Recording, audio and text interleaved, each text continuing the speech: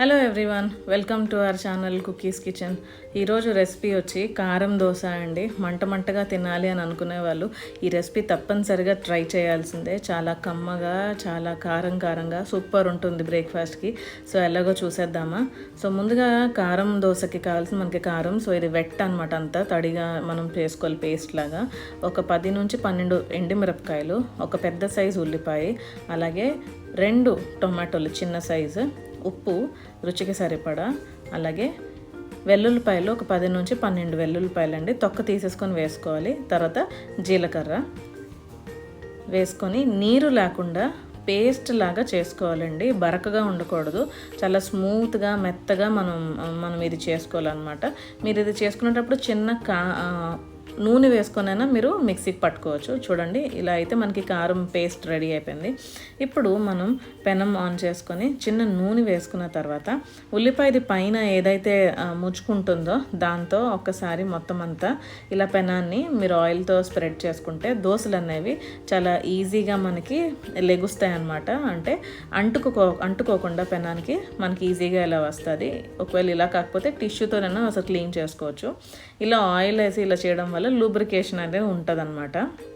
ఇప్పుడు దోసపిండి చక్కగా వేసుకొని గరిటతో గుండ్రంగా చుట్టూరు పెనం వరకు, అంచుల వరకు చక్కగా మనం స్లోగా తిప్పుకోవాలి. ముందు ఎంత హైలో ఉన్నా కూడా దోసపిండి వేసినప్పుడు మాత్రం సిమ్లోనే పెట్టుకొని వేసుకోవాలి. హైలో పెట్టి వేసుకుంటే అంటుకుపోతుంది, గరిటకి పెనానికి అంటుకుపోయి ముద్దలా పడిపోతుంది. అది గుర్తుపెట్టుకోండి. సో ఇలా మనం దోశ వేసుకోవాలి. దోశ మనకి చక్కగా రావాలి అని అంటే ముందు వీడియోస్ ఉన్నాయి, దోశ చక్కగా ఎలా రావాలో పప్పు కొలతలు అన్నీ ఉన్నాయండి. ఒకసారి మీరు ఆ వీడియో చూడండి, మీకే తెలుస్తుంది. సో దాని తర్వాత ఏదైతే మనం కారం రెడీ చేసుకున్నామో ఆ పేస్ట్ని చక్కగా మనం వేసుకొని స్ప్రెడ్ చేసుకోవాలి. ఈ టైం అంతా సిమ్లోనే ఉంచానండి నేను, లేకపోతే కిందన బాగా మాడిపోయి పైది ఉడకకుండా ఉంటుంది, అందుకు సిమ్లోనే ఉంచాను. ఎప్పుడైతే కారం అంతా నేను స్ప్రెడ్ చేసుకున్నానో దానిపైన మళ్ళీ కొంచెం నూనె జల్లుకోవాలండి. నూనె జల్లుకున్న తర్వాత అప్పుడు కొంచెం మీడియం ఫ్లేమ్లో పెట్టినట్టయితే మనకి దోశ అంచులు అనేది లెగుస్తుంది. మీరు గమనించారో లేదో, అంచుల్లో నూనె బాగా కుక్ అయ్యి అంచులు లెగుస్తుంది. అప్పుడు చక్కగా మనకి రోస్ట్ అయిపోయినట్టే. చూడండి, చక్కగా మనకి రోస్ట్ అయిపోయింది ఇది. అండ్ ఇంకోటి ఏంటంటే పై భాగం కూడా బాగా ఉడికిపోయి ఉంటుంది అనమాట. ఇష్టం ఉన్న వాళ్ళు ఒకసారి రివర్స్ కూడా తిప్పుకోండి, లేదంటే ఇలాగైనా మనం ఫోల్డ్ చేసి మామూలుగా అయితే ఇలా మనం ఒకసారి కుక్ అయిన తర్వాత హై ఫ్లేమ్లో మనం ఇలా మడత పెట్టి ఇలా రోల్ చేసి ఇచ్చేస్తాము.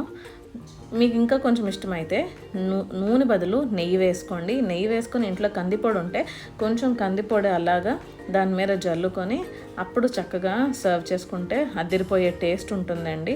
చాలా సింపుల్. మీరు ఎప్పుడు రెగ్యులర్గా వేసే దోశలకే చట్నీ చేసే టైంలో ఇలా ఈ కారం రెడీ చేసుకొని ఫ్రిడ్జ్లో పెట్టుకుంటే ఒక నెల రోజులు అలా ఫ్రిడ్జ్లో మీకు నిల్వ ఉంటుందండి. అస్సలు పాడవదు, ఎందుకంటే నీళ్ళు యాడ్ చేయం కాబట్టి చాలా మనకి ఫ్రెష్గా ఉంటుంది ఎప్పుడు చేసుకున్నా కూడా. సో ఈ కారం దోశతో మీరు అసలు మామూలుగానే కందిపొడి జల్లుకొని తింటే చాలా కమ్మగా ఉంటుంది.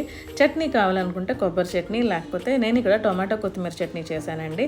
సో చక్కగా అలా చేసుకొని మీరు సర్వ్ చేసుకుంటే సూపర్ టేస్ట్ ఉంటుంది. చట్నీలు కూడా ఎలా చేయాలో కింద వీడియోస్లో ఉన్నాయి, మీరు ఒకసారి వెళ్ళండి. ఛానల్ సబ్స్క్రైబ్ చేసుకోవడం మర్చిపోవద్దు. Thank you so much.